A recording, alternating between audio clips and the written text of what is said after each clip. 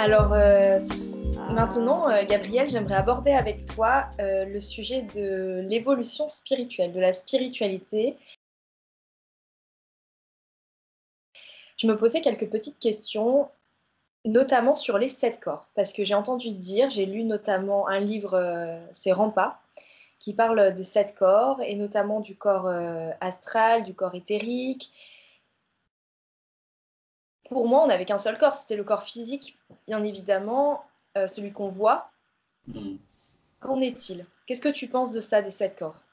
Alors, Rampa, pour les personnes qui ne connaissent pas, c'est Lobsang Rampa, ce moine tibétain occidental qui a été très controversé parce qu'on ne sait pas vraiment s'il a existé ou si c'était fictif.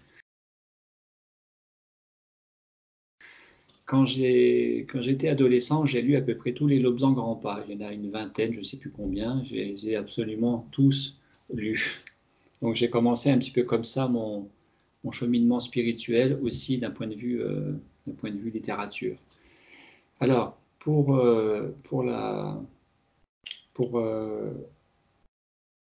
l'Occident,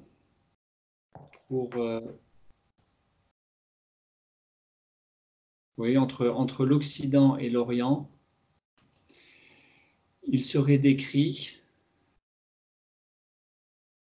un organisme humain, non pas uniquement physique et physiologique, le corps tel qu'on le connaît, mais comme étant un emboîtement, un imbriquement de 7 corps.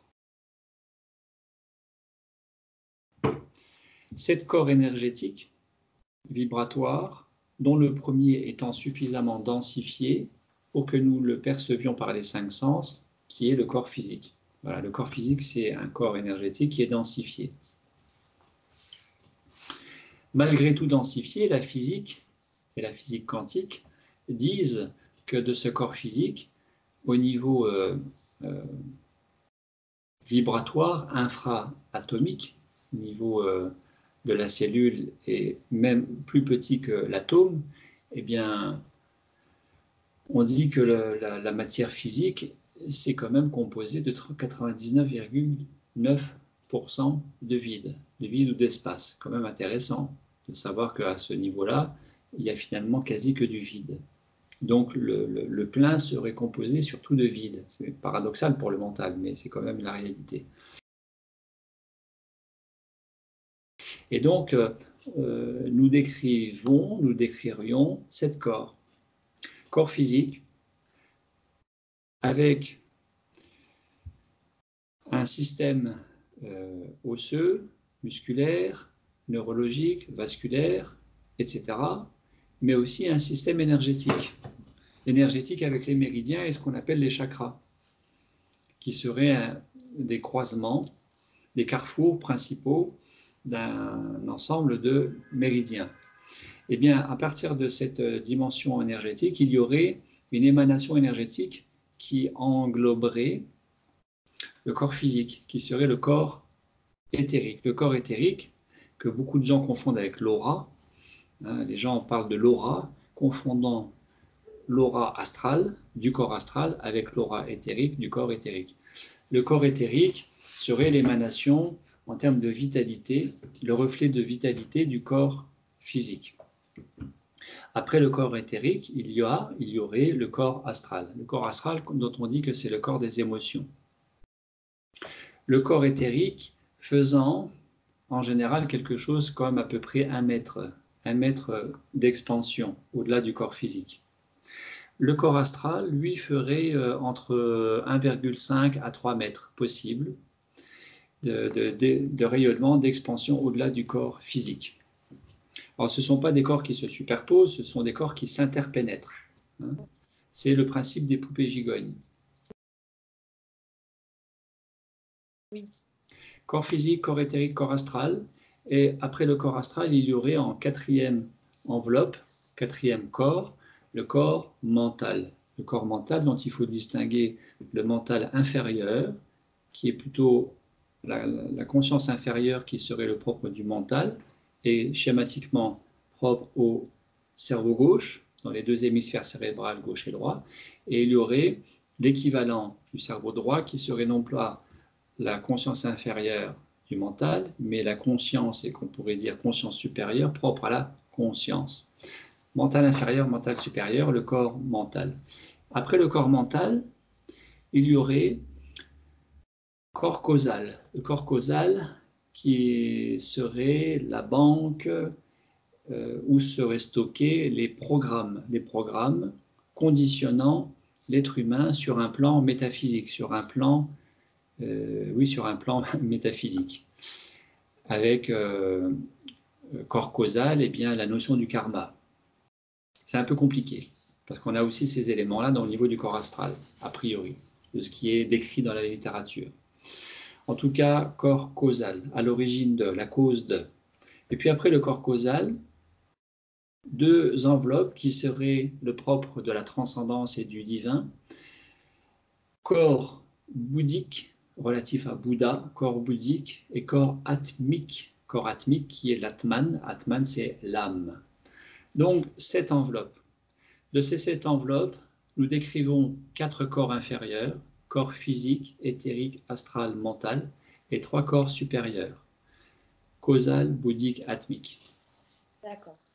Et ces 7 corps qui ont fait l'objet d'une représentation géométrique qu'on appelle la quadrature du cercle et qui serait un des symboles phares de l'alchimie du Moyen-Âge. Comment ça?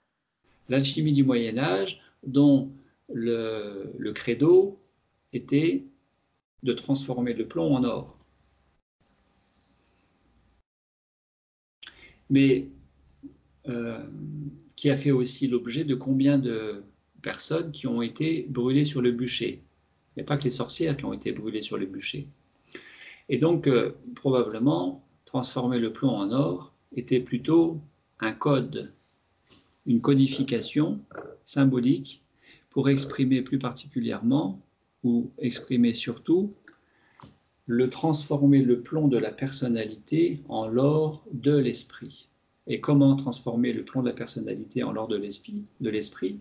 Eh bien, développer, incarner les 4 corps inférieurs, transcender le corps mental inférieur en un mental supérieur, la pleine conscience, afin, après avoir développé les 4 corps inférieurs, de développer et transcender, incarner, vivre pleinement les 3 corps supérieurs, causal, bouddhique, atmique. Et donc de relier l'infiniment petit à l'infiniment grand.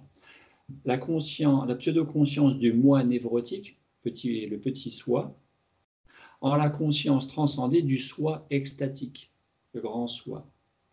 Et j'ai une question par rapport à ça. Est-ce que le fait d'être pranique t'emmène vers ces corps-là, en fait? Alors,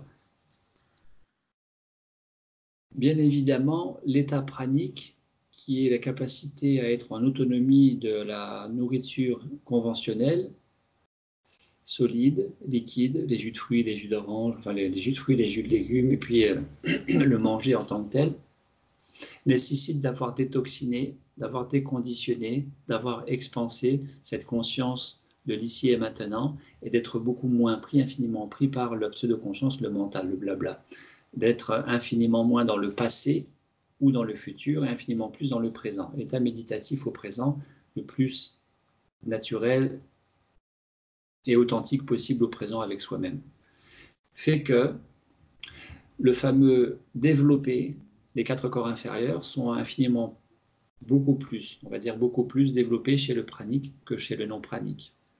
Le corps physique est en bien meilleure santé. Le corps éthérique va avoir une autre vitalité que bien des personnes.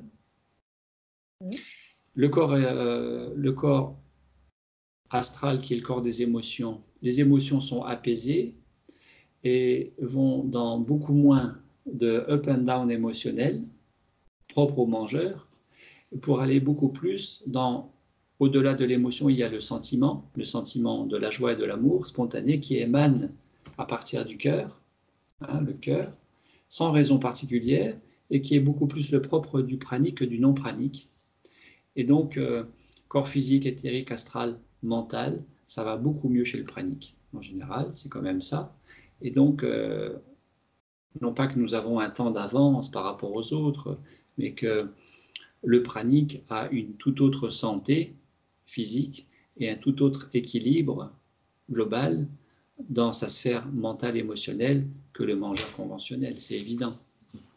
Et pour toi, je sais que les jeunes aujourd'hui, on boit beaucoup d'alcool, surtout le samedi soir. C'est... Et qu'est-ce que tu en penses par rapport au corps éthérique? Parce que du coup, j'ai entendu dire que c'était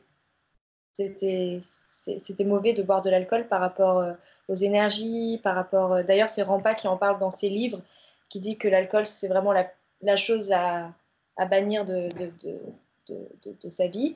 Qu'est-ce que tu en penses? Je dirais que c'est toujours pareil, c'est dans l'équilibre de toute chose, c'est-à-dire que de boire trop d'œufs ou de manger trop d'œufs, ce n'est pas bon. Il y a des choses qu'il faut complètement éviter. De là à dire qu'il faut complètement éviter l'alcool, pas forcément, mais je dirais que ce n'est pas tellement le produit qui est nocif. C'est le niveau de conscience avec lequel il est consommé qui devient nocif, c'est-à-dire de boire mécaniquement, surtout dans la compensation. L'alcool est un anesthésiant émotionnel. Oui. Eh bien, devient nocif et rend addictif, rend dépendant à l'alcool. Le fait de boire en conscience corporelle, dans le respect du corps, et donc de façon tempérée, modérée de l'alcool, en conscience, normalement, ne crée pas de problème. D'accord, même avec le corps éthérique, au niveau des énergies. C'est dans le respect du corps. Si le corps dit j'en veux pas, et de ne pas boire quand le corps dit j'en veux pas, eh bien il n'y a pas de souci.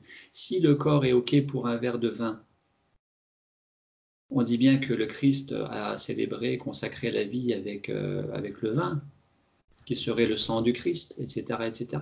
Donc, quel serait le lien entre le vin et le sang du Christ sur cette figure de la scène avec les apôtres?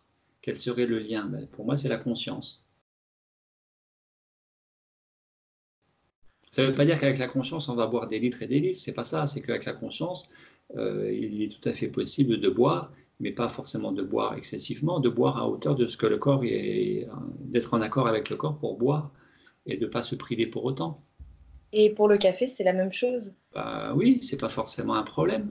Mais si on arrive à un excès, par exemple, une personne qui se sent obligée, je connais j'ai des amis qui font des études et qui se sentent obligés de boire 3-4 cafés par jour, sinon elles ont l'impression de manquer d'énergie. Oui, mais ça, c'est autre chose. Autre chose. Ça, c'est autre chose. C'est déjà une espèce de dépendance psychologique, voire neurologique au café. Parce que par ailleurs, le café n'est pas bon pour le cerveau, qui va être un peu plus congestionné par le café quand il y a trop de café. Mais un café par jour, 1 ou 2 cafés par jour, c'est pas forcément préjudiciable à la santé. D'accord. Maintenant, j'ai pas dit une cafetière ou 2 cafetières par jour, j'ai pas dit ça.